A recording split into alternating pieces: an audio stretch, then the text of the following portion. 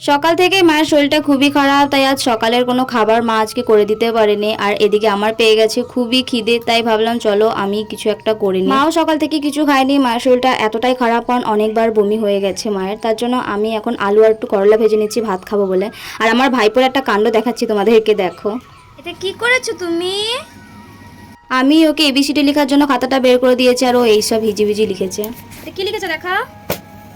হয়ে গেছে লেখা? ওর সঙ্গে কথা বলতে বলতে আমার দিকে করলা আলু ভাজা হয়ে গেছে, তাই আমি একটু ভাত নিয়ে বসে গেছি খেতে, কারণ আমার খুবই খিদে পেয়েছে, সকাল থেকে পুরো না খেয়ে আছি।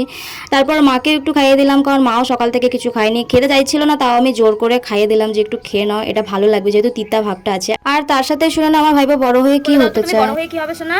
কি বড় হয়ে কি হবে? কি দিন দিন এত পাজি হচ্ছে না, আমরা তো সবাই অবাক হয়ে যাচ্ছি, ও এত কথা শিখেছে। বড় হয়ে কি হতে চাও? বাবা হতে চাই। কি কি ভালো করে বলো। বাবা হতে চাই। তুমি বড় হয়ে বাবা হবে?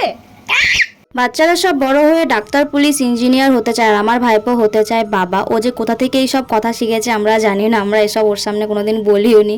বলো বাই। বাই।